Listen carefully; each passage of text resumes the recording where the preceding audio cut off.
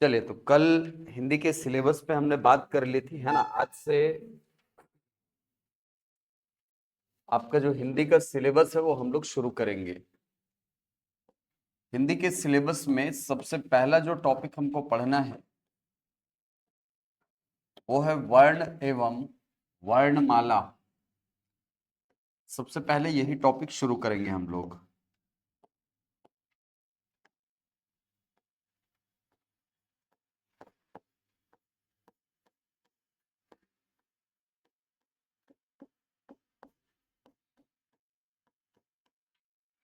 वर्ण एवं वर्णमाला।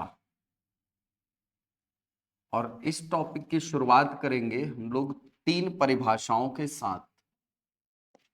तीन परिभाषाओं के साथ इसको शुरू करेंगे। सबसे पहली परिभाषा होगी वर्ण की, दूसरी परिभाषा होगी अक्षर की, और तीसरी जो परिभाषा होगी वो होगी वर्णमाला की। तो तीन परिभाषाओं के साथ इस टॉपिक को हम लोग शुरू करने वाले हैं। तो सबसे पहले तो वर्ण। वर्ण क्या है लिखते हुए चलेंगे परिभाषाओं को, है ना। ठीक है। ध्वनियों के लिखित रूप को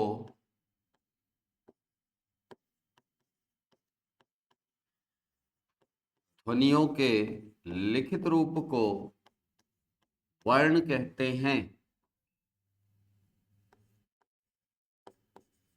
वर्ण कहते हैं। वर्ण भाषा की लघुत्तम इकाई है।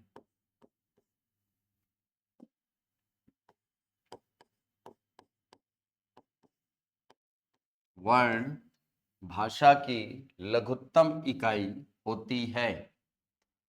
अब अक्षर की परिभाषा लिखेंगे। लघुत्तम वाक ध्वनि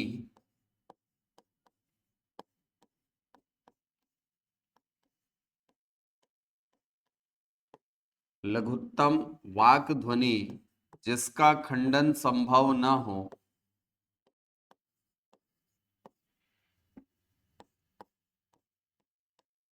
जिसका खंडन संभव ना हो, अक्षर कहलाते हैं। अक्षर कहलाते हैं।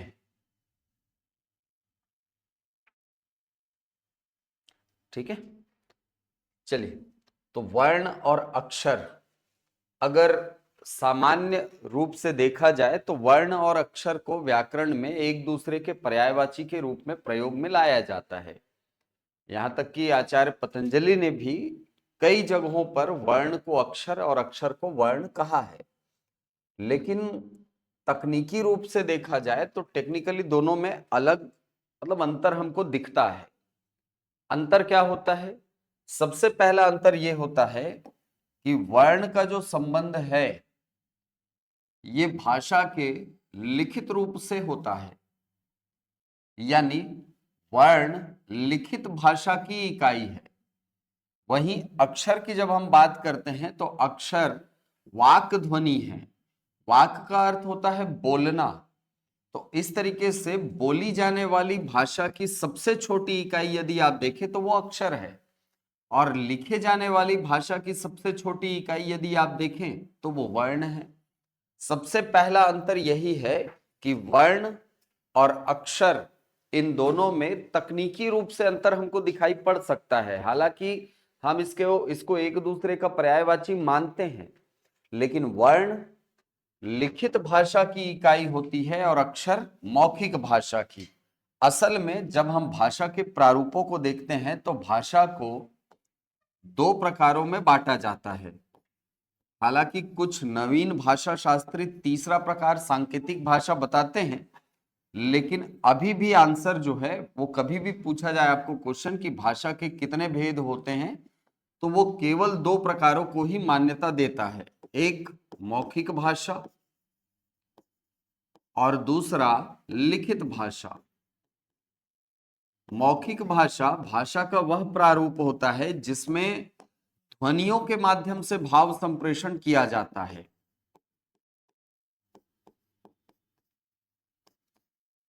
ध्वनियों द्वारा भाव संप्रेषण किया जाता है, यानी अपने भावों को दूसरों तक पहुंचाने के लिए आप सहारा लेते हैं ध्वनियों का।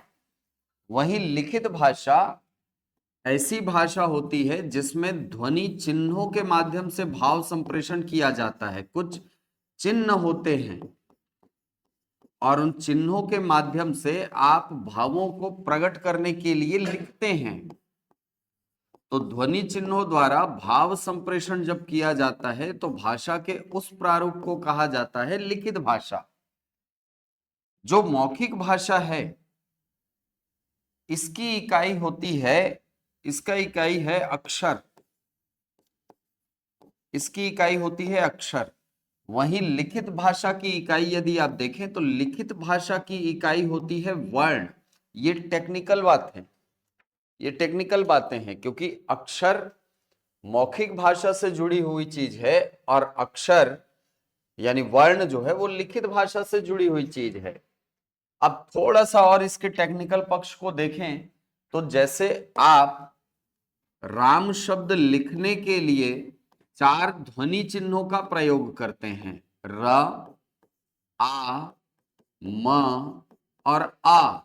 इसीलिए कहा जाता है कि इस राम शब्द में वर्णों की संख्या 4 होगी, वर्णों की संख्या 4 होगी। लेकिन राम उच्चारण करने के लिए मुझे इतने सारे चिन्ह नहीं चाहिए और ना ही मैं राम का उच्चारण र, आ, म, ऐसा करूंगा। नहीं, मैं जब राम का उच्चारण करूंगा तो सीधे सीधे रा और म का उच्चारण होगा। इसीलिए राम के उच्चारण में जो ध्वनि चिन्ह प्रयुक्त हुए हैं, जो ध्वनियां प्रयोग हुई हैं, उनको मैं कहता हूं अक्षर। और इसीलिए राम शब्द में अक्षरों की संख्या यहां पे हो जाएगी 2, एक है रा और दूसरा है म। तो यही से आपका सबसे पहला क्वेश्चन बनता है कई बार। और क्वेश्चन क्या बनता है? क्वेश्चन इस प्रकार से बनता है, जैसे जैसे आपको पूछ लेगा कि रायपुर शब्द में, और विकल्प ए देगा आपको 8 वर्ण और 4 अक्षर हैं।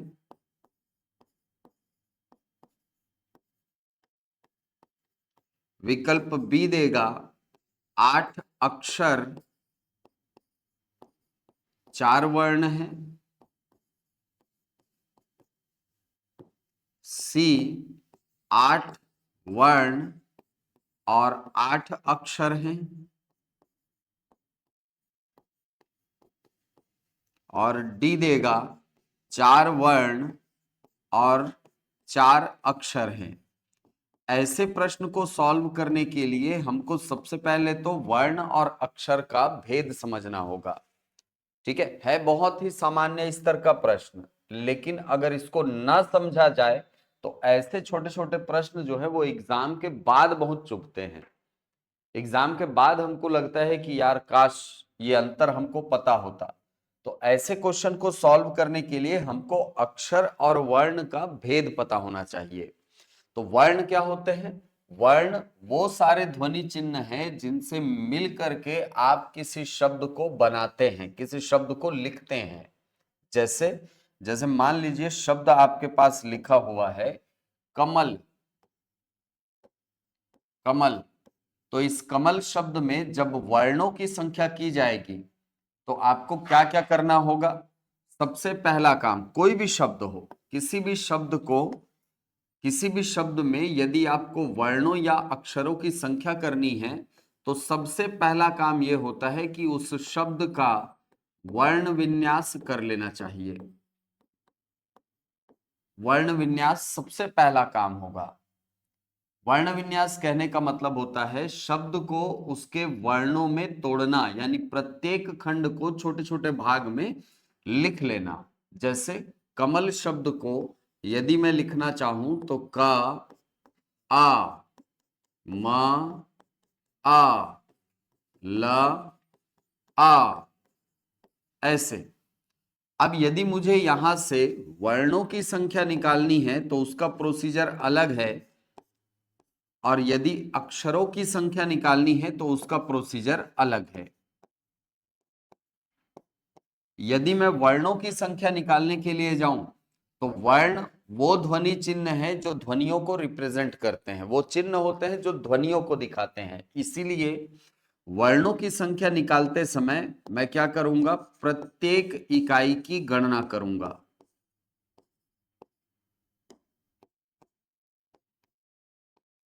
प्रत्येक इकाई की गणना करूंगा। जो संख्या आएगी वो संख्या वर्णों की संख्या के बराबर होगी। जैसे कमल शब्द को हमने सबसे पहले वर्णों में तोड़ लिया, अब हम क्या करेंगे, प्रत्येक इकाई की गणना करेंगे। मतलब 1 2 3 4 5 और ये 6। इसीलिए कहा जाएगा कि कमल शब्द में वर्णों की संख्या यदि हम देखें तो कितनी होगी, 6 होगी। इसी प्रकार यदि हम अक्षरों की संख्या निकालने के लिए जाए तो अक्षरों की संख्या कैसे निकलेगी। अक्षरों की संख्या निकालने के लिए आपको सबसे पहले तो गिनना होता है उस शब्द में स्वतंत्र स्वरों को, और स्वतंत्र स्वरों की जो संख्या निकलती है वो उसको बाद में लिख लेना है। जैसे 1 निकला तो 1 लिख लिए, 0 निकला तो 0 लिख लिए, इन्हीं दोनों में से कोई एक निकलेगा। दूसरा कदम ये होगा आपका कि आपको ऐसे युग्मों को देखना है जो एक व्यंजन और एक स्वर के मेल से बनते हैं। जैसे कमल शब्द है तो कमल शब्द में मैं यहां पर लिख लेता हूं अलग से, है ना। तो क आ म आ ल आ, तो मैं यहां पर सबसे पहले गिनूंगा स्वतंत्र स्वर। स्वतंत्र स्वर ऐसे स्वर होते हैं जो किसी व्यंजन के साथ आबद्ध नहीं होते, मतलब व्यंजन के साथ जो जुड़े नहीं है। चूंकि यहां पर कमल शब्द में एक भी स्वतंत्र स्वर नहीं है, इसीलिए मैं उसकी संख्या लिख लूंगा 0, शून्य है। अब ऐसे युग्मों का चयन करूंगा जो एक व्यंजन और एक स्वर के मेल से बनते हैं। जैसे ये, जैसे ये और जैसे ये। तो यहां पर 3 ऐसे युग्म मिल रहे हैं जो कि व्यंजन और स्वर का युग्म है। और ध्यान रखिएगा ये जोड़ा इसी क्रम में बनना चाहिए, पहले व्यंजन और फिर स्वर। तो इस स्थिति में मेरे पास 3 जोड़े मिले, जब मैं इसको जोड़ूंगा तो अक्षरों की संख्या मुझे मिल जाएगी। तो वर्णों की संख्या निकालने के लिए आपको पहले पूरा वर्ण विन्यास करके हर एक इकाई को गिनना है, और अक्षरों की संख्या निकालने के लिए आपको पहले स्वतंत्र स्वरों को गिनना है, उसके बाद जोड़े निकालने हैं कि भाई व्यंजन और स्वरों को, व्यंजनों और स्वर के योग से या इसके युग्म से जो जोड़ा बन रहा है उसकी संख्या हमको निकालनी है, उसकी गणना करनी है। जो गणना आएगी वही अक्षरों की संख्या होगी। अब यहां पर इस प्रकार के क्वेश्चन में तो आप हमेशा ये देखिएगा कि वर्णों की संख्या जो होगी वो अक्षरों के डबल होगी, लेकिन हर बार ऐसा निकले जरूरी नहीं होता। हर बार ऐसा निकले जरूरी नहीं होता। जैसे जैसे मान लीजिए हमारे पास शब्द लिखा हुआ है, जैसे एक शब्द लिया जाए अकारण, ऐसा। तो इसको यदि मैं इसमें यदि वर्णों की संख्या निकालने के लिए जाऊंगा तो सबसे पहले तो आ धन, क धन, आ धन, र धन, आ धन, णा धन, आ, ये निकलेगा। ठीक है, ध्यान ये रखना स्वर कितना भी बड़ा हो उसको तोड़ना नहीं है। अगर आप उसको तोड़े तो वहां पर संख्या बदलेगी, वर्णों की भी संख्या बदल जाएगी, अक्षरों की भी संख्या बदल जाएगी, गलत हो जाएगा वो। ठीक, स्वर कितना भी बड़ा हो उसको तोड़ना नहीं है, उसको उसी रूप में लिखना है। तो यहां से अगर हम वर्णों की संख्या निकालें तो कितनी आएगी, 1 2 3 4 5 6 7, 7 हमारे वर्ण हो गए। अब अक्षरों की संख्या मैं निकालने के लिए जाऊं तो हमारे पास एक स्वतंत्र स्वर है और स्वतंत्र स्वर तो मुझे दिखाई नहीं पड़ रहा है, तो मैं क्या करूंगा, युग्मों को निकालूंगा। कैसे युग्म? जो व्यंजन और स्वर के योग से बने होंगे। ये देखिए कितने युग्म बने, 3। जब इसको जोड़ दूंगा तब मुझे मिलेगी क्या, अक्षरों की संख्या। तो अक्षरों की संख्या कितनी निकल करके आ गई, 4। वर्णों की संख्या कितनी निकली थी, 7। तो इस भ्रम में बिल्कुल मत रहिएगा कि वर्णों की संख्या जो होती है वो अक्षरों की संख्या के डबल होती है। हर बार ऐसा नहीं होता। ठीक, तो ऐसे क्वेश्चन जो है वो बहुत आसान से होते हैं, लेकिन चूंकि हमको नहीं पता होता वर्ण और अक्षर क्या है, या इसमें डिफरेंस हमको करना नहीं आता है, निकालना नहीं आता है, तो ऐसी स्थिति में ये थोड़ा सा कठिन हो जाता है प्रश्न। दूसरा तरीका आपको अक्षरों की संख्या निकालने का, क्योंकि ये तरीका जो है ये थोड़ा सा ऐसा है कि एग्जाम हॉल में आप इसको भूल सकते हो। तो इसके लिए आपको एक सरल तरीका मैं बता देता हूं। आप किसी भी शब्द में यदि अक्षरों की संख्या निकालना चाहते हैं तो एक मूल मंत्र याद रखिएगा।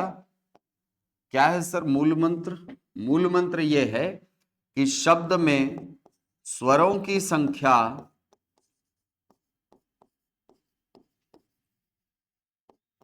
सदैव अक्षरों के संख्या के बराबर होती है। तो हम जब वर्ण विन्यास करेंगे तो वर्ण विन्यास करते ही आप वर्णों को भी गिन सकते हैं और अक्षरों की संख्या भी डायरेक्ट निकाल सकते हैं। कैसे? जैसे जैसे राम शब्द में, राम शब्द का हमने वर्ण विन्यास किया, ये देखो, और वर्ण विन्यास करने के बाद सबको जब गिन लोगे तो वो वर्ण निकल आएगा, लेकिन केवल स्वर स्वर को गिनोगे, ये देखो, एक स्वर, दो स्वर, अक्षरों की संख्या निकल आएगी। वैसे ही कमल शब्द में 3 निकला था यहां पे अक्षरों की संख्या, यही आपको करना है, 1 2 और ये 3 अक्षर आ गए कितने, 3। ऐसे ही आप अकारण शब्द में यदि आप देखें तो वर्णों की संख्या निकालने के लिए आपको पूरा तोड़ करके देखना है, 7 भाग निकले। अब स्वरों की संख्या जब मैं गिनूंगा तो 1 स्वर, 2 3 और ये 4। तो यहां पर अक्षरों की संख्या वही होती है जो स्वरों की संख्या होती है। इसीलिए किसी भी शब्द में वर्णों की संख्या और अक्षरों की संख्या यदि आपको निकालना है तो ऐसी स्थिति में आपको ये प्रोसीजर फॉलो करना चाहिए। एक समय आएगा जब ठीक ठाक प्रैक्टिस आप कर लेंगे तो आपको शब्द को देख करके आंसर निकालना होगा। ठीक है, अपन इतना कहां तोड़ते रहेंगे एग्जाम हॉल में, तोड़ने की जरूरत नहीं पड़ेगी, सीधे सीधे आंसर निकल सकता है। जैसे जैसे मैंने अभी थोड़ी देर पहले आपको एक क्वेश्चन दिया, रायपुर। रायपुर शब्द में यदि मैं वर्णों की संख्या देखूं तो मैं लिखूंगा र धन आ, य धन आ, प धन उ, र धन अ। कितने निकल आए वर्ण? 8 निकल आए। वर्णों की संख्या निकल करके आ गई 8। अब अक्षरों की संख्या निकालना है तो मैं स्वरों को देखूंगा कहां कहां स्वर लगा है। तो जो व्यंजन पूरा है मतलब उसके साथ स्वर लगा हुआ है, तो र के साथ स्वर लगा हुआ है, या के साथ स्वर लगा हुआ है, प के साथ लगा हुआ है, र के साथ लगा हुआ है। तो यहां से अक्षरों की संख्या निकल करके आ जाएगी कितनी, 1 2 3 और ये 4। ऐसा ये तरीका आपको तब ज्यादा काम आएगा जब आपको कोई आधा वर्ण वाला अक्षर देगा या ऐसा अक्षर देगा, ऐसा शब्द देगा जो स्वर से आरंभ होगा। ऐसी स्थिति में आपके लिए ये तरीका जो है ये ज्यादा कारगर है।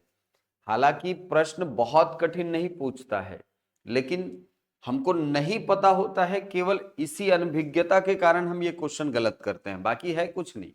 जैसे मान लो शब्द दिया आपको न्यून और बोलेगा कि न्यून शब्द में अक्षरों और वर्णों की संख्या निकालो, तो यहां से आधा वर्ण जो है वो वर्णों में तो काउंट होगा लेकिन अक्षरों में आप उसको नहीं गिन सकते। क्यों नहीं गिन सकते, ध्यान देना। न्यून शब्द का वर्ण विन्यास जब आप करेंगे तो न धन, य धन, दीर्घ उ, धन, न धन आ, ऐसा। तो वर्णों की संख्या जब हम निकालेंगे तो ये निकलेगा कैसे, 1 2 3 4 5 वर्णों की संख्या निकल आई 5, लेकिन अक्षरों की संख्या जब मैं निकालने के लिए जाऊंगा तो मैं केवल स्वर स्वर को गिन लूंगा।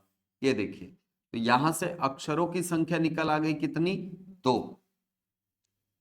और ऐसे क्वेश्चन जो होते हैं वो कई बार कंफ्यूज करते हैं आधे वर्ण वाले। जैसे जैसे मान लीजिए शब्द ऐसा दिया हुआ है, आपको निकालने के लिए बोला गया आ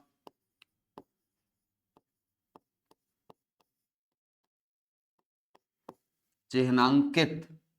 अब बोला इसका इसको निकालिए भाई। निकाल सकते हैं क्या? निकाल सकते हैं, निकालिए।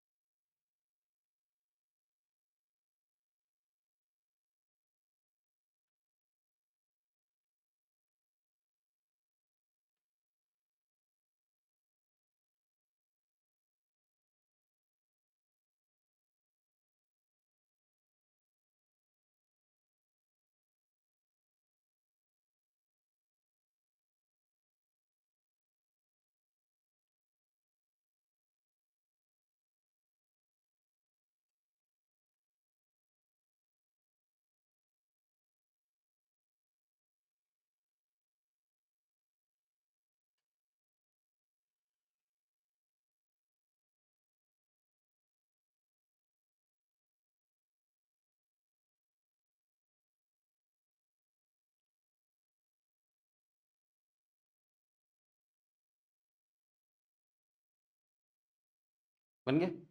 कितना है? 10 वर्ण और 5 अक्षर। अच्छा, 11 आएगा यहाँ। 11 आएगा ना? कैसे 11 आएगा? हाँ चलो बोलते जाओ। आ धन, चा धन, ई धन, अधन ना, नहीं, आधा ह ना, धन धन आ, फिर ये होगा। अम नहीं है, वो अंगा है, वो अंगा है। और यही गलती किए होंगे आप लोग, है नहीं? हाँ, क्यों गलती हुआ है इसको ध्यान देना, समझना, हमेशा इस चीज को याद रखना। जहां भी अम की मात्रा लगी हुई है, ये अम की मात्रा बाद वाले वर्ण वर्ग का पंचम वर्ण होती है। जैसे जैसे मान लो शब्द लिखा हुआ है ना गंगा, हम ऐसा लिखते हैं, अम की मात्रा के तुरंत बाद ग है, मतलब ये ग जिस वर्ग का है उसी वर्ग का पंचम वर्ण ये अम की मात्रा है। मतलब मैं गंगा को ऐसा भी लिख सकता हूं। इसी प्रकार शब्द लिखा रहेगा पंचम, तो ये अम की मात्रा इया को दिखा रहा है। क्यों? क्योंकि च वर्ग का पंचम क्या होता है? अम होता है, इया होता है। इसी प्रकार शब्द लिखा है मान लो संचय, तो यहां पर आप संचय को ऐसा लिखेंगे, उसके बाद तोड़ेंगे। ठीक है? देखो इतनी छोटी सी चीज और ये आंसर गलत कर दिया हम लोग का, है कि नहीं? हाँ, इसके बाद क्या आएगा? धन का, धन ई, धन ता, धन आ। गिनिए, 1 2 3 4 5 6 7 8 9 10 11। तो वर्ण कितने आ गए हमारे? 11। अब अक्षर निकालना है, तो अक्षर निकालने के लिए मैं क्या करूंगा? स्वरों को गिन लूंगा। 1 2 3 4 और ये 5। तो अक्षर यहां पर आ जाएंगे 5। सबका अक्षर तो सही आया होगा इसमें? अक्षर सही आया ना कि गलत आया? अक्षर 5 आया होगा, ठीक है। वर्णों की संख्या गलत हुई होगी, है नहीं? हाँ, उसका कारण है ये अम की मात्रा। ठीक, इसी प्रकार यदि पंचम शब्द को देखकर मैं बोलूं कि वर्णों की संख्या निकालो, तो निकल सकता है क्या? 7 आएगा। 2 दो, दो, छह, छह और एक सात, ये वर्णों की संख्या। अक्षरों की संख्या बोलेगा तो मैं ये देखूंगा क्या इसमें स्वर है, नहीं दिख रहा है सर शुरू में स्वर, मतलब ये पूरा है, ये पूरा है, ये पूरा है, तीन इसमें अक्षर हैं, ऐसे आंसर निकालते हैं। क्लियर?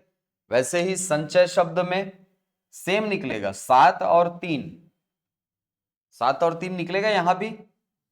गंगा में कितना निकलेगा, दो और पांच निकलेगा ना। हाँ, तो ऐसे शब्दों को हमको पहचानने आना चाहिए और ऐसे शब्दों में वर्णों और अक्षरों की संख्या निकालने आना चाहिए। एकदम बेसिक चीज है, लेकिन इसको थोड़ा सा टेक्निकली पढ़ा जाए तो ज्यादा बेहतर है, क्योंकि प्रश्न जो है वो इस फॉर्मेट में आता है, कई बार पूछा है। रायपुर में कितना निकलेगा, चार और आठ, देख के अब निकल रहा है ना आंसर, देख के बता सकते हो आप आंसर। आपका नाम क्या है दोस्त? सूरज प्रकाश। बताओ वर्णों की संख्या, अक्षरों की संख्या अपने नाम में।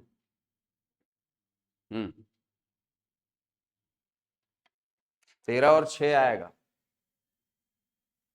13 और 6 आएगा, आएगा। नाम पढ़िए। हाँ, लिखने की जरूरत नहीं है मुझे, देखो प्रैक्टिस से ही तो होना है सब। सूरज प्रकाश, ऐसा है, ठीक है। एक, दो, तीन, चार, पांच, छह, अक्षर कितने आ जाएंगे, छह। अब साधन उ, राधन आ, इसको दूसरे कलर से करते हैं। देखो इसमें वर्णों की संख्या कैसे, साधन उ, राधन आ, जाधन आ, छह हो गया। पाधन राधन आ, काधन आ, शाधन आ, गिनो, एक, दो, तीन, चार, पांच, छह, सात, आठ, नौ, 10, 11, 12, 13। लो, 13 हमारे वर्ण हो गए, अक्षर कितने हो गए, 6 हो गए। ऐसे निकलता है आंसर, ठीक है।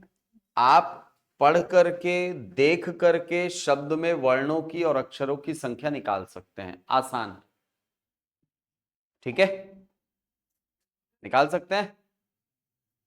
चलो और क्वेश्चन दो। कैसे बाहर आएगा यार, पधन रधन अ तो है। हाँ, प्र को जब तोड़ा जाएगा ना तो वो पधन रधन आ है, रा पूरा होता है, पा आधा है उसमें, ठीक है। तो यहीं से तीन हो गया ना, ये एक, दो, तीन, ऐसे ही तो काउंट होगा, ठीक है। हाँ, चल क्वेश्चन लिखेंगे, इसमें वर्णों की और अक्षरों की संख्या निकालनी है अपने को। पहला हृदय, हृदय। दूसरा मित्र। तीसरा बिलासपुर। चौथा बस्तर। पांचवा अचानक मार। चलिए निकालिए।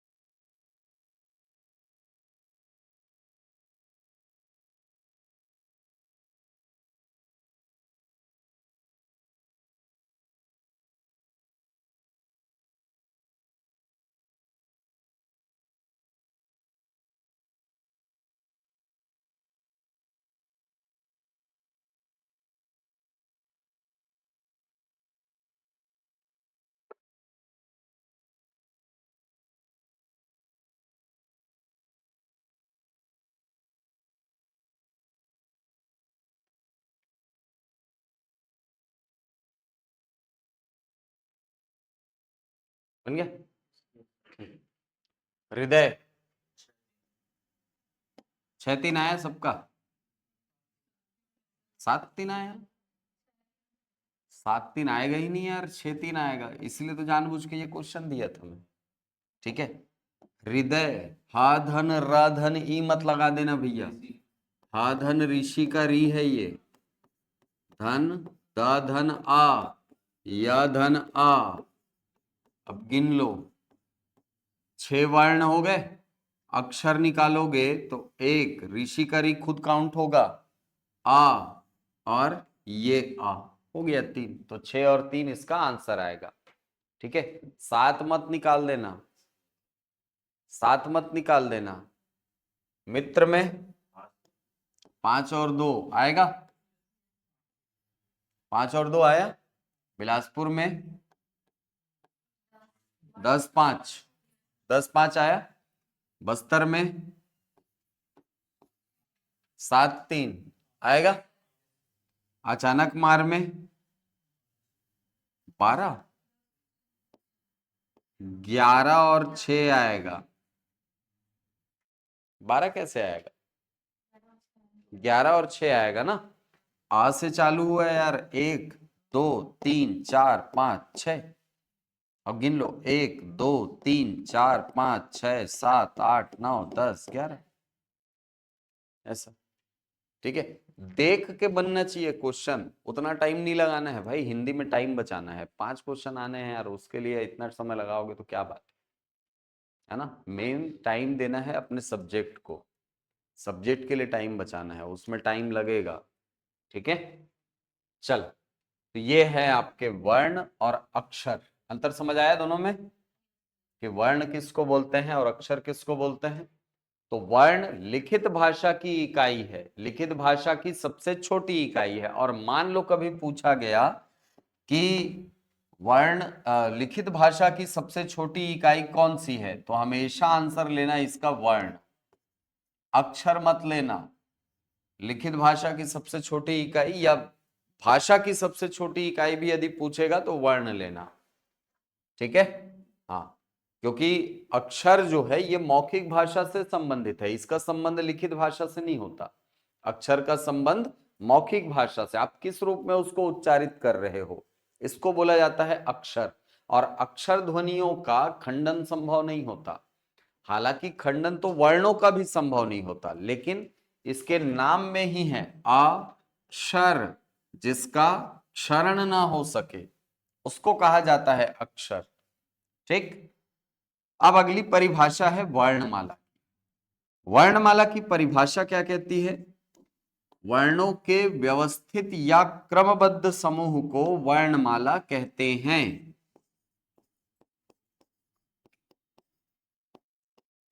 वर्णों के व्यवस्थित या क्रमबद्ध समूह को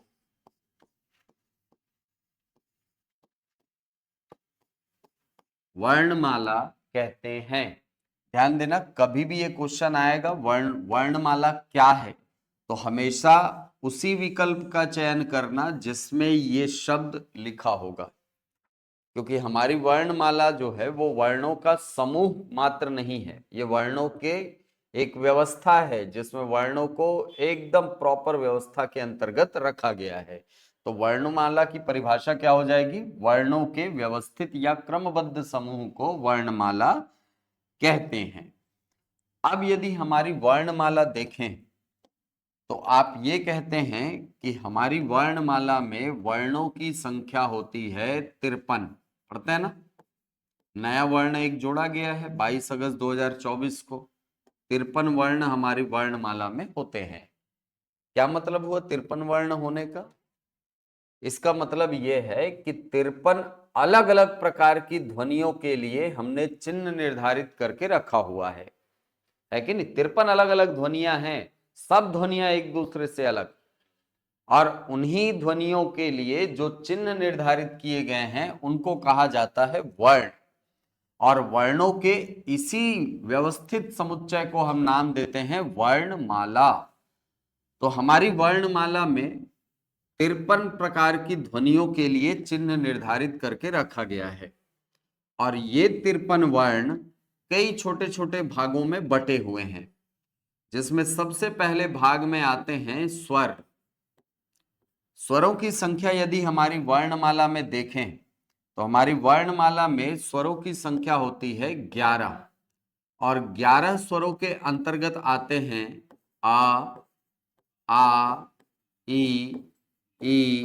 ओ री। री का क्रम किसके बाद आता है?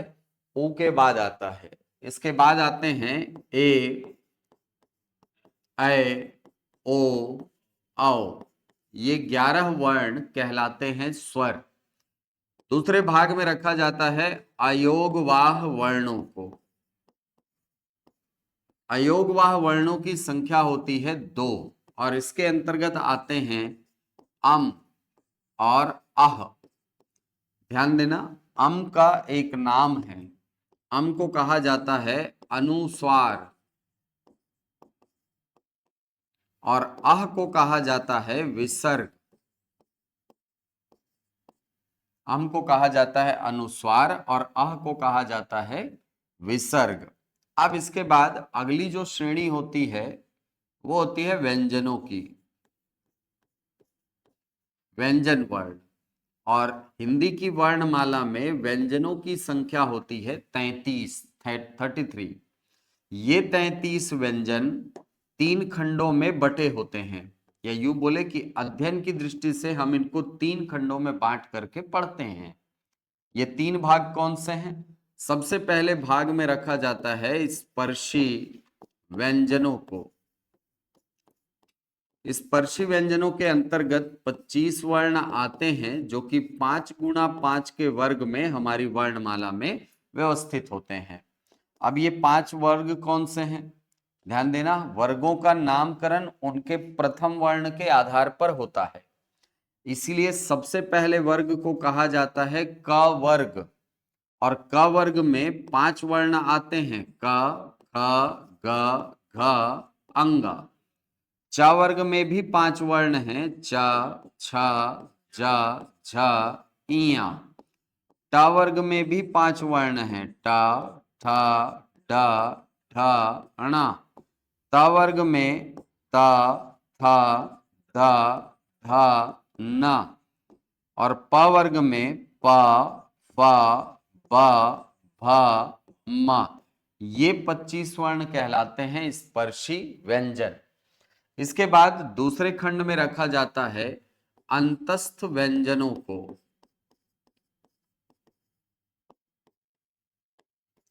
अंतस्थ व्यंजनों की संख्या हमारी वर्णमाला में है 4 और इसके अंतर्गत आने वाले जो व्यंजन हैं वो हैं य, र, ल और व। तीसरे खंड में रखा जाता है ऊष्म व्यंजनों को। ऊष्म व्यंजनों की संख्या भी हमारी वर्णमाला में है 4 और इसके अंतर्गत जो वर्ण रखे जाते हैं उसमें शामिल हैं श, श, स और ह। तो 25, 4 29 और 4 33। ये 33 वर्ण कहलाते हैं व्यंजन वर्ण। इसके बाद अगली श्रेणी में या अगली कैटेगरी में बोला जाए रखे जाते हैं संयुक्त व्यंजन। अगले भाग में रखे जाते हैं संयुक्त व्यंजन। संयुक्त व्यंजनों की संख्या हमारी वर्णमाला में है 4 और इसके अंतर्गत आते हैं क्ष, त्र, ज्ञ और श्र। ये 4 वर्ण। इसके बाद एक श्रेणी में रखे जाते हैं उत्क्षिप्त व्यंजन और उत्क्षिप्त व्यंजनों के अंतर्गत आते हैं 2 वर्ण। एक तो है ण और दूसरा है ढ़। ये 2 वर्ण। अगली कैटेगरी में रखा जाता है विशिष्ट व्यंजन और इसकी संख्या है 1 और ये वर्ण दिखने में कुछ ऐसा दिखेगा आपको, ऐसा। तो कुल मिलाकर 53 वर्ण इस प्रकार से हमारी वर्णमाला में शामिल हैं। 11, 11 2 13, 13 और 33 46, 46 4 50, 50 2 52 और एक 53 वर्ण। और इनको इसी क्रम में याद करने की कोशिश कीजिएगा। इसी क्रम में हमको याद करना है। क्यों इसी क्रम में याद करना है? क्योंकि बहुत सारे कॉन्सेप्ट जब आप पढ़ोगे, जैसे सघोष अघोष का कॉन्सेप्ट हो गया, वो इसी क्रम में आप याद करोगे तो जल्दी याद होगा। ठीक है, चलिए, तो ये 53 वर्ण हमारी वर्णमाला के अंतर्गत आते हैं।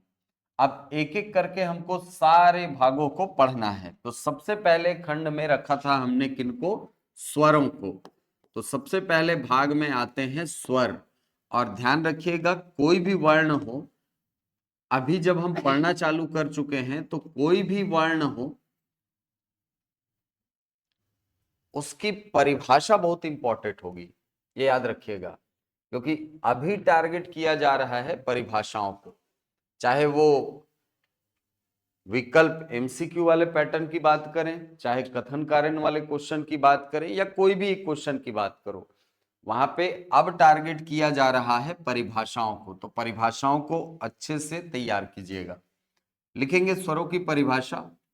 वे वर्ण, वे वर्ण जो अपने उच्चारण में,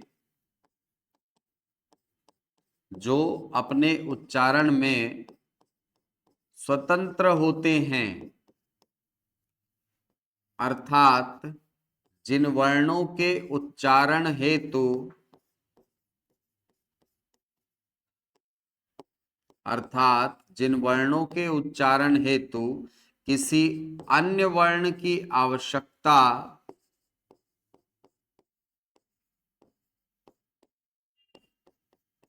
नहीं होती,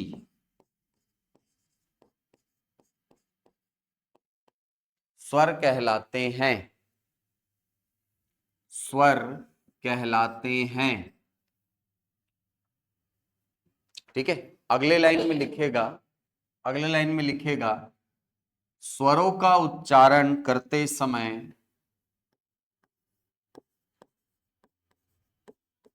स्वरों का उच्चारण करते समय वायु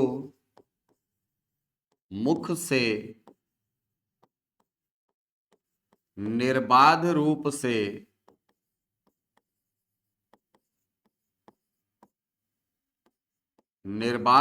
से निःसृत होती है। शब्द को ध्यान देना, निःसृत होती है। ठीक है, तो स्वरों की परिभाषा में ये सारी चीजें शामिल हैं। तो परिभाषा क्या कहती है?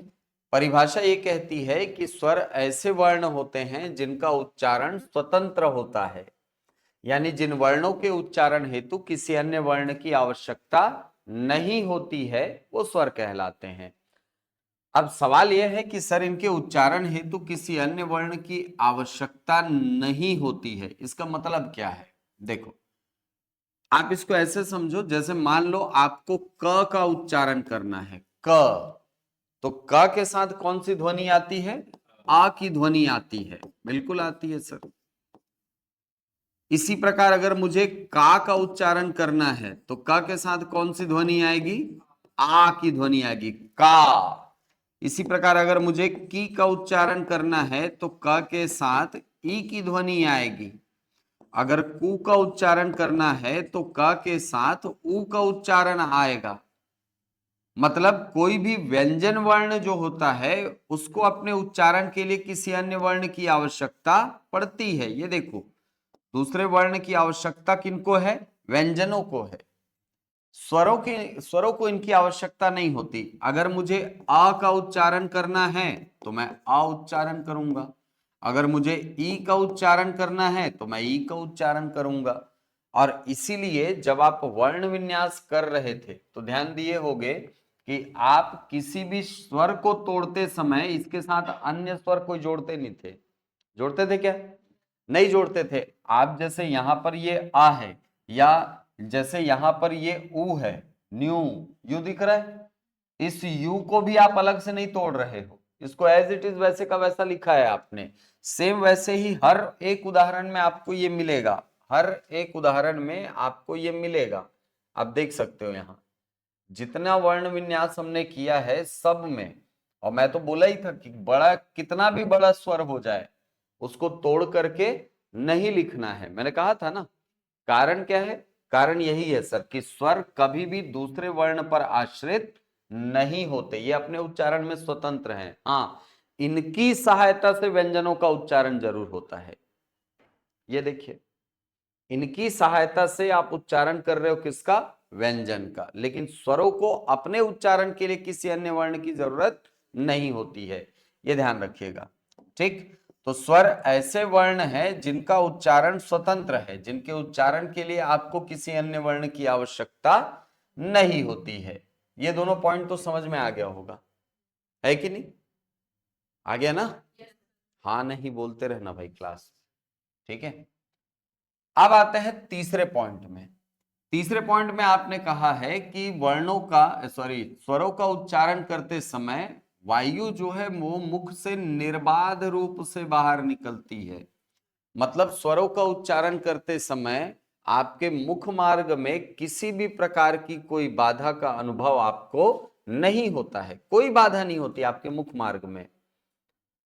रास्ते में जैसे आप व्यंजनों का उच्चारण करेंगे ना तो रास्ते में अटकाव मिलता है, क अटकाव मिलेगा, च अटकाव मिलेगा, लेकिन स्वरों के उच्चारण में ऐसा कुछ नहीं है। स्वरों का उच्चारण निर्बाध रूप से होता है, बिना किसी बाधा के वायु जो है वो फेफड़े से निकल करके मुख से बाहर निकल जाती है, एकदम बिना किसी बाधा के। और यही कारण है कि हमारे जितने स्वर होते हैं, लिख लेंगे इस पॉइंट को एक जगह पर, है ना, जितने स्वर होते हैं सब के सब अल्प प्राण वर्णों के अंतर्गत आते हैं।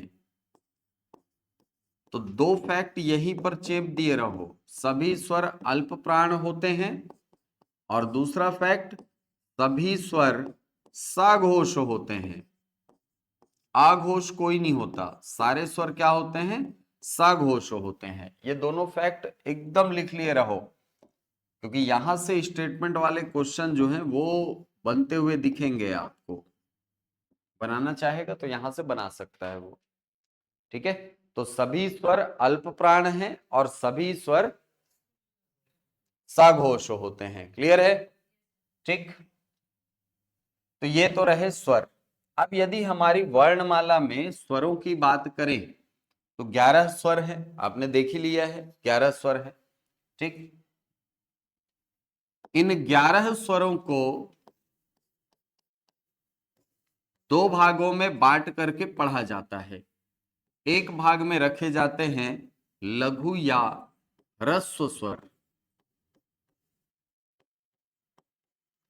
इन्हीं को नाम दिया जाता है मूल स्वर। जबकि दूसरे भाग में रखा जाता है दीर्घ स्वर, या इन्हें ही नाम दिया जाता है संधि स्वर। मूल स्वर या दीर्घ स्वर या संधि स्वर। मूल स्वरों के अंतर्गत या लघु स्वरों के अंतर्गत आते हैं 4 स्वर, और ये 4 स्वर हैं आ, ई, ओ और री। ये 4 स्वर कहलाते हैं मूल स्वर। वही दीर्घ या संधि स्वरों के अंतर्गत रखा जाता है 7 स्वरों को। ये 7 स्वर पुनः दो भागों में बंटते हैं। एक भाग में रखे जाते हैं उत्पन्न स्वर, दूसरे भाग में रखे जाते हैं व्युत्पन्न या संयुक्त स्वर।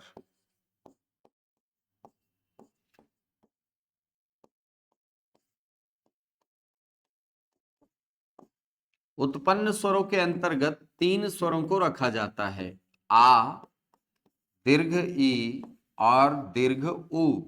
जबकि संयुक्त स्वरों के अंतर्गत रखा जाता है 4 स्वरों को। इसके अंतर्गत आते हैं ए, ओ और औ। ये 4 स्वर कहलाते हैं संयुक्त स्वर। तो स्वरों को इस प्रकार से छोटे छोटे भागों में बांट करके इनको पढ़ा जाता है। सबसे पहले ये लघु स्वर या दीर्घ स्वर, ये विभाजन क्यों किया गया है, लिखना नहीं है, इसको आगे जाकर के तो पढ़ना ही है अपने को, है ना। लघु या ह्रस्व स्वर आप कहते हो इन 4 स्वरों को, जबकि इन 7 स्वरों को आप नाम देते हो दीर्घ स्वर। क्यों कहते हो सर? कारण है इन वर्णों के उच्चारण में लगने वाला समय। तो मैं इसको लिख देता हूं, उच्चारण काल के आधार पर ये बांटा गया है। आगे जाके और पढ़ना है इसको एक बार, है ना। तो ऐसे स्वर जिनका उच्चारण काल कम हो, जो कम समय तक उच्चारित हो, उनको कहा जाएगा लघु स्वर।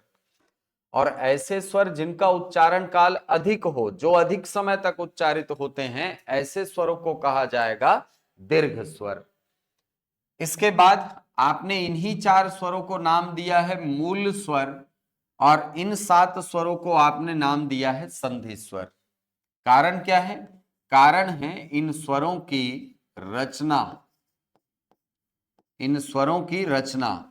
ऐसे स्वर जो मौलिक हैं, यानी जो अन्य स्वरों के योग से नहीं बने, जिनको अन्य स्वरों के योग से नहीं बनाया जा सकता, और जिनको अन्य स्वरों में तोड़ा भी नहीं जा सकता, उनको नाम दिया जाता है मूल स्वर। जबकि संधि स्वर ऐसे स्वर होते हैं जो कि संधि की संक्रिया के दौरान बनते हैं। जब आप संधि पढ़ेंगे तो संधि के अंतर्गत स्वर संधि आती है। 3 भेद हैं संधि के, स्वर संधि, व्यंजन संधि, विसर्ग संधि। तो सबसे पहले जो स्वर संधि होती है, उस स्वर संधि के अंतर्गत जब आप दीर्घ स्वर संधि पढ़ेंगे, तो दीर्घ स्वर संधि में आप मेल कराते हैं आ का आ से, तो यहां से बनता है आ। जब ई से मेल करा देते हैं ई का, तो बनती है दीर्घ ई। जब मेल होता है ऊ का ऊ से, तो बनता है दीर्घ ऊ। इसी प्रकार जब आप गुण स्वर संधि में आते हैं, तो गुण स्वर संधि के अंतर्गत आप मेल कराते हैं आ का ई से, तो बनता है ए। आप मेल कराते हैं आ का ऊ से, तो बनता है ओ। और आर तो बाद में बनेगा, है ना, इन स्वरों की बात हो रही है। इसके बाद जब आप वृद्धि स्वर संधि में पहुंचते हैं, तो वृद्धि स्वर संधि के अंतर्गत आप जब आ का मेल करा देते हैं ए से, तो यहां से बनता है ऐ। और जब आ से मेल करा देते हैं ओ का, तो यहां से बन जाता है आओ। तो यहां पर आप ये देख पा रहे हो कि ये जितने स्वर हैं 7 स्वर है कि नहीं, 7 स्वर हो, ये टोटल 3 3 6 और एक 7। तो ये जो 7 स्वर हैं, ये किसके द्वारा बन रहे हैं? संधि की संक्रिया के दौरान बन रहे हैं। और चूंकि इनका निर्माण संधि की संक्रियाओं के द्वारा होता है, इसीलिए इन 7 स्वरों को नाम दिया गया है संधि स्वर। क्लियर है? जबकि मूल स्वर ऐसे स्वर हैं जो कि अन्य स्वरों के योग से नहीं बनते, और इनको अन्य स्वरों में तोड़ा भी नहीं जा सकता, इसलिए मूल स्वर हैं। मूल स्वर ये इसलिए भी हैं क्योंकि इन्हीं स्वरों से अन्य स्वरों की रचना होती है, क्योंकि मूल का मतलब जड़ होता है, और जड़ से वृक्ष बनता है। तो चूंकि सभी स्वरों के मूल में यही 4 स्वर हैं, इसीलिए इन 4 स्वरों को नाम दिया जाता है मूल स्वर।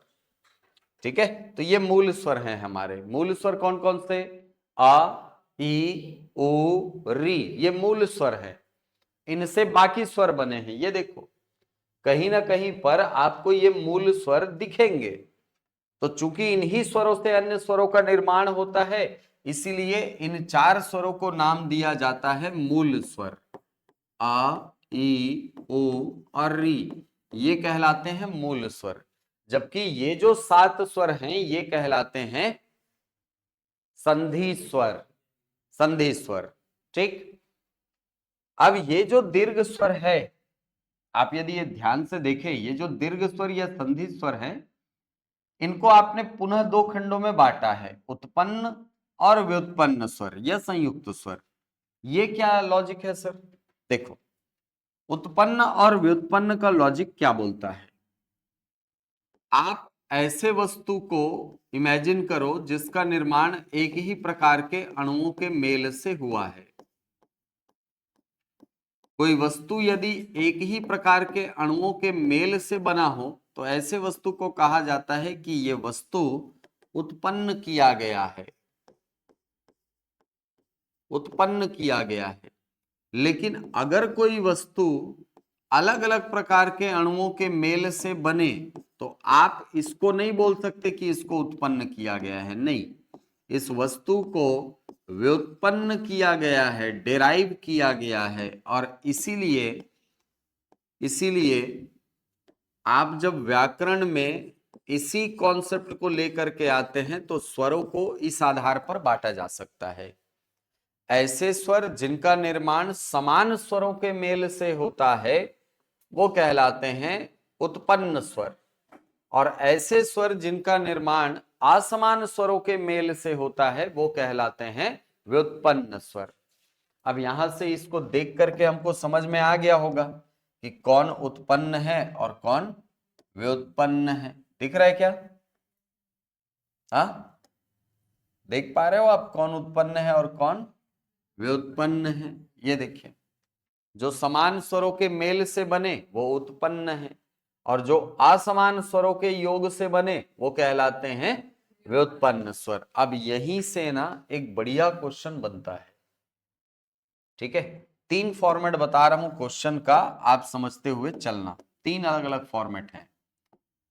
पहला फॉर्मेट में आपको पूछता है दीर्घ स्वर है, दीर्घ स्वर है। विकल्प ए देगा आपको आ, विकल्प बी देगा ई, विकल्प सी देगा री, विकल्प डी दे देगा ई। बहुत आसान सा प्रश्न है। ठीक है, हाँ, इसी को थोड़ा सा एक्सटेंड करेगा। पहला ही क्वेश्चन का फॉर्मेट है, वो क्या पूछेगा? दीर्घ स्वर है, विकल्प देगा ए आ है, बी ई है, सी री है, और डी ए। अभी भी आसान है प्रश्न, अभी भी आसान है ना? दीर्घ स्वर कौन सा पहचानना है अपने को। ठीक है सर। दूसरा फॉर्मेट आपको पूछेगा दीर्घ स्वर नहीं है। विकल्प ए देगा आपको, विकल्प ए देगा आपको आ, ई, सी में दे देगा आपको री, और डी दे देगा आपको ए। ऐसा, ठीक है। दूसरे ही क्वेश्चन को थोड़ा सा एक्सटेंड करेगा और पूछेगा दीर्घ स्वर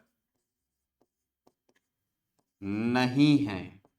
अब ध्यान से देखना क्वेश्चन, विकल्पों को ध्यान से देखना। ए आ, बी ई, सी ओ, डी आई। जरा बताना इसका आंसर।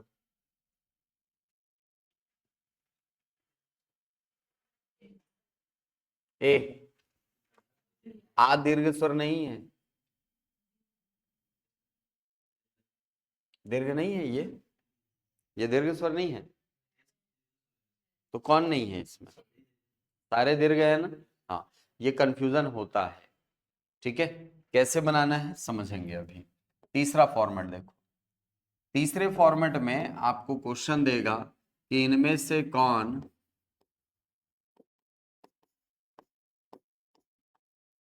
दीर्घ स्वर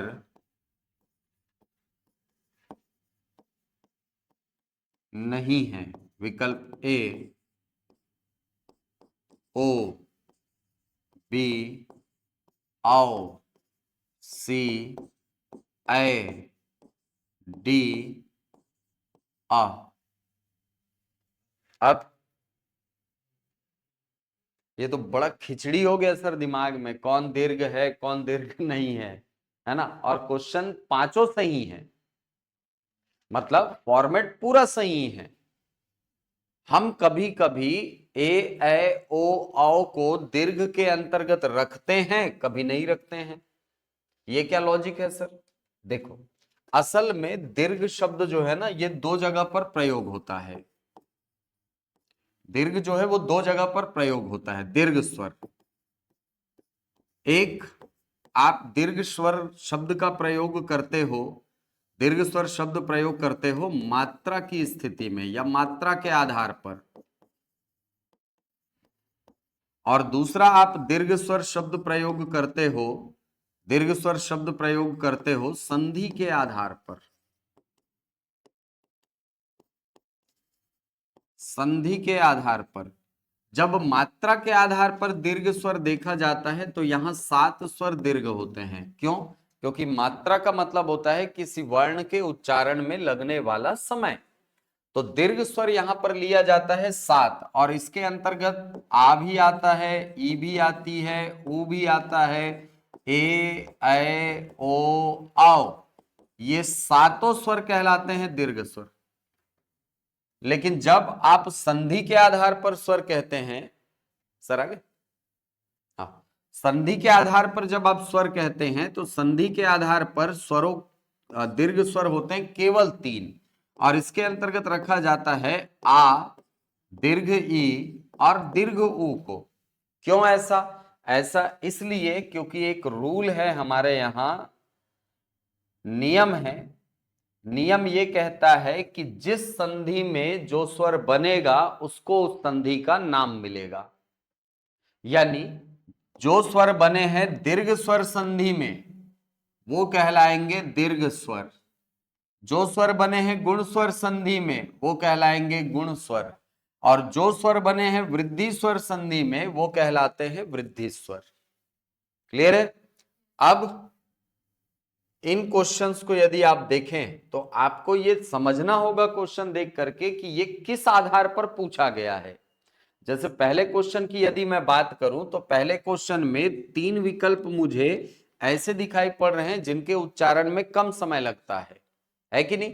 तो ऐसी स्थिति में दीर्घ स्वर कौन सा होगा जिसके उच्चारण में अधिक समय लगेगा? ये आपका आंसर हो जाएगा। सेम यही पैटर्न यहां पर है। ये मात्रा के आधार पर पूछा गया प्रश्न है क्योंकि इसमें 3 विकल्पों में कम समय लगता है और ए के उच्चारण में आपको अधिक समय लगता है। दूसरे विकल्प में जब आप पहुंचे ना, दूसरे विकल्प में जब आप पहुंचे तो ऐसी स्थिति में ए को आपने दीर्घ स्वर माना है। क्यों माना है?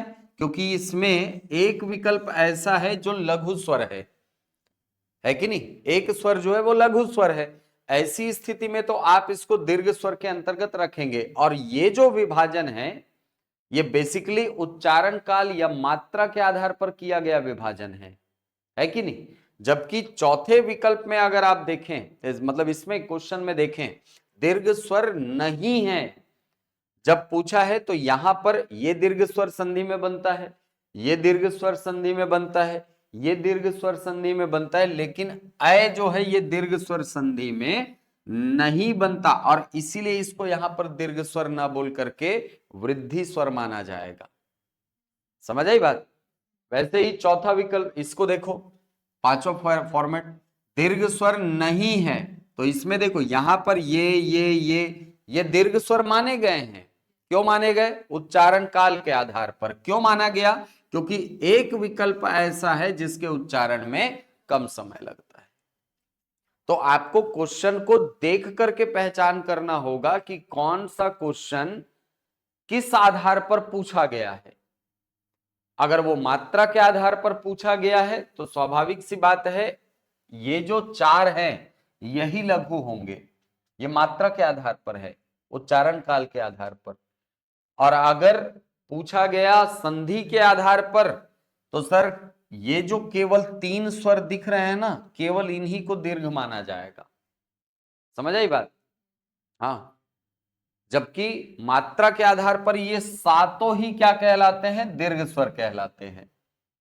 ओके, पहचान लोगे ना? इतना खिचड़ी मत हो, इसके लिए सबसे अच्छा तरीका यह है कि कभी भी आपको क्वेश्चन में पूछा जाए कि दीर्घ स्वर कौन सा है,